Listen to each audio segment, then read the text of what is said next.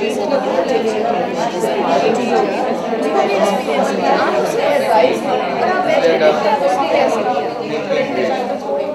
well, take an example. So, we're going to ask the group, very keen, to start us off with what they think would be useful advice for her, first of all. So, tell us what you think. I think planning is the first most thing whenever you go to the classroom, or whatever you do in life, not only teaching, whatever you do, you plan things. So I will first guide her how to plan a lesson. And then, then things will start. In planning, then there are a lot of things which are going to cover, including the sitting arrangement, the environment of the class, methodology, use of resources, objectives, assessment, a lot of things. It's a big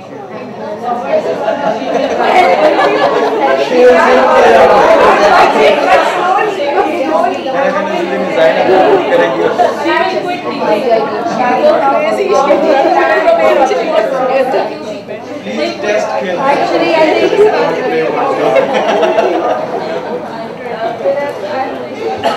I'm going to, before I take their comments, I'm going to deliberately turn that around.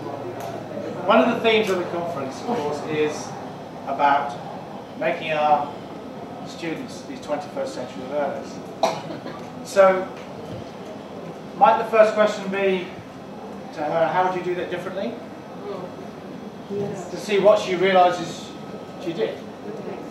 I think one of the things about reflection is, if you ask a question of someone, well, how did that go? And I've worked with student teachers and novices for many, many years. And I've said to a student at the end of a lesson, well, how did it go? And they said, absolutely fine. So I thought, where do I start? And the answer is, with what they know.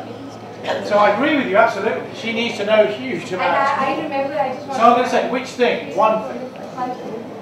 One thing. What would you tell her? What would she use a priority for her? Remember, she's going to teach them tomorrow. What's the one thing you think would make her approach that group more confidently or more knowledgeably tomorrow? So one thing. Self-evaluation. I would ask her to write her evaluation. What went in the lesson bad? What was the next step? What was the okay. Did you hear that? She's asking you to write an evaluation. Now she'd do that anyway. She would. She has to. Yes. What she'll say is it all went wrong. Is she able to tell what went wrong? Then why you are helping her? So our issue is, again, which thing to pick on? Which could she do better tomorrow? She can't do all this. She can't, for example, plan a really good lesson yet. She can't. She could do. So I'm going to throw things back just because I'm going to say the word activity. I'm going to say to you, said to her, okay, I think you should think of, and I'll help you think of an activity to do, not me talking to them. Reflect on the fact that when you talk to them, you didn't get their attention. So you said that, and I agree with you. We know that when you start the lesson off, they wouldn't listen to you. So what could you have been giving them to? So I think one thing you could think next time, okay, so some lessons you start with doing something. So when they're doing something, then you have their attention, their interest, and then you can talk to them. Okay? So, using your knowledge, what kind of activity? She says, well, what do you mean? What could I have done? What would you say to her? Well, how about doing this? What would you suggest? I would, according to their level, as a technology person, I would suggest her to do some online activity. Because children are they enjoy it. They could do that. They could definitely, in English, they could sit in front of a computer and do something. They could. They enjoy things like that. Or I can ask her to, on net we have a lot of games through which you can games which are full of characters like these, aren't they? Right. Lots of computer games. Interest use myth, use stories. Naturally, children love to play games, and through games we are teaching them. So it's like sort of cheating, but they will learn. Yes. But she could handle that. You say to her, find an activity like this. Students of this age, 21st century, they love computers, they love technology, and when you take them to the computer lab, there is nothing like that. Okay. Back to advice. So what else what were you going to advise you to do? We'll start at the back, please. I think this new teacher, because we have been talking about this teachership, that she needs to know a lot of things. Yes. And the two particular things which we have found out was lack of class management, and she doesn't know how to deliver the content. Yes. So the two basic things. But being the new teacher, I think she should be told about about the basic class management. Basic. The seating arrangement maybe, to have the eye contact with the students, to have a good rapport with the students, to make them attentive before you start any of the lessons, how to instruct them. So these are the first basic things which you need to tell this teacher. However, maybe she is going to deliver a very, very interesting lesson, but if she doesn't know how to handle the class, she would not be able to deliver it. Okay, so this is a student who was on my program. She had been told all those things.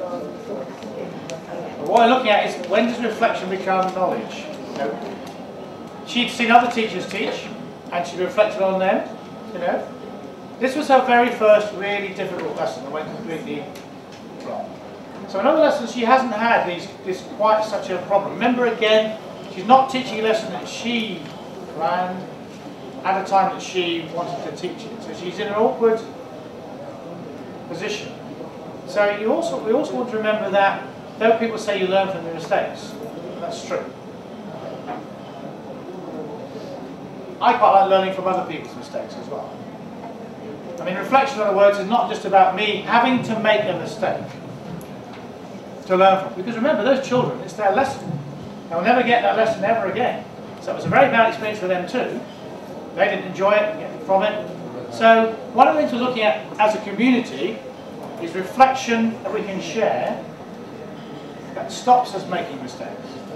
So there's a bit of a cliche going on with reflection, that the only way you learn is from problems. The only way you learn is when things go wrong. Sean actually, I think, overemphasises this. As I said at the beginning, I think you should learn more from what went well. If you taught a very good lesson and I went to watch it, I'd want to learn what made it go well. Not just, oh, and the one child was difficult. So one of the issues with reflection is making it more systematic, more collaborative, and making us able to see very good things and understand those, not just mistakes.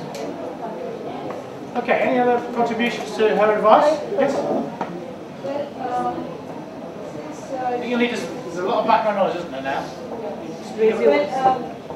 Since you already mentioned there whether she's assuming or she knows that the children like fairy tales, and this age group does like fairy tales, she could take up an activity with fairy tales, like getting students to improvise on a fairy tale they already knew. Yes, using the drama. And then, yes, and then giving them the choice of feedback, like if a group wants to, because I've tried this out in my class and it really works well, that if you give them the choice of feedback, they do well, in the sense that if a group wants to act it out, they may. And if a group wants to just read it out, they may. You see, you get them, you encourage them later to write it. The whole class does write it later. If I were there, I would probably show them part of maybe Shrek, where there are all these characters together, and then maybe I would ask them to identify. Okay, this is the gingerbread man, and this is this, this is this. Maybe they could, one of them could relate a particular story, and then I should have a few change stories, because you get them all around. Okay, this is the way the story was told, and these are the changes available. And then we could discuss them and bring them to the modern world, and maybe they would probably be able to suggest a lot of changes in any given fairy tale. So the teacher over here would be my target, not only the students. Because she has to have the confidence that she can do it on her own as well. I have to be there to support her to give it. You can't do it for them in the end. But I have to be there. This is the other thing about reflective practice which I want to point out, which is that if it's all about you doing it or you doing it, always, you're going to be exhausted and worn out by trying to do it all the time. She can't do all that reflection herself. What you can do, and what you've just done, is add a little bit more than she could do. But it's then going to help her reflect. It's this stimulation idea, right? Just enough stimulation for thinking without overloading our tired brain. And I'll tell you straight what I suggested she would do about the seating issue. I said you'll think very, very carefully next time where they should sit. Okay? When you work that out, get the titles of 10 fairy stories. Okay? Write them out, cut them in half, put the names of the children on the back and where you want them to sit. Give them out randomly, apparently, yes, but not really. And then they'll actually have to sit with their partner. And that's the partner you've chosen for them. And you're sitting to the next two partners you've chosen for them. So they have no idea you've moved them all around. It's been quite fun. And they've sat down. And I remember saying, there's one thing I've learned, Andy, that's it. Right? That was a really good thing to do. And that's easy for me. But the point being that we all have a limited capacity to both reflect and learn from reflection. We should be honest about that. And we should accept the fact that without other people helping us reflect, it becomes a limited possibility. Now I've got a suggestion to make. I know one more comment. I'm going to suggest in 1 minute that a workshop for 2 hours is too long. I'm going to suggest we have a 2-minute break. And just stretch your legs, stand up, go outside. I will start in 2 minutes whether you're here or not. And I'll actually do my presentation. Thanks to my angel. It's available. I won't do the whole of it, I should do some. Alright? Last comment. Yeah, actually, I've not got this level 8, but my niece is the same age. And whenever I ask her to tell me a story, she characterized, she role played. So, like Cinderella is a very popular story. Yeah. So, but she's not telling me the story, she's characterizing, she's role playing. I become the prince and she becomes the princess. And we go to the dance floor and we dance. And the thing is that through role play, you can do this lesson specifically, and children of this age, they like to act and they like to role play, and they pretend things, a lot of things which are not there, but my niece brings them in, and I appreciate. But if you're telling a story, okay, there was a man, there was a prince, that's all. But when you bring it role play and you characterize, and then you ask the child to prepare dialogue, it comes on the spot, and it's very interesting. Yes, it is. This I would suggest role play. Okay, thank you for that. It's 5 past 3, isn't it? 5 past? So we're having a 2-minute break. Just stretch your legs, have a chat, whatever you like to do, have a glass of water. I will start again in 2 minutes.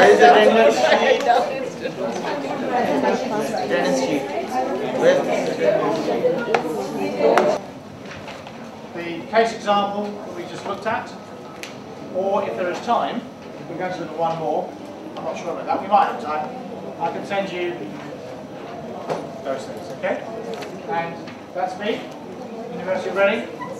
So email me anytime you like about the presentation or anything else on your mind. And should you ever come to England, please come visit me at the University of Reading. It's nice to come back here. So what I'm going to do quickly is some bits from my presentation.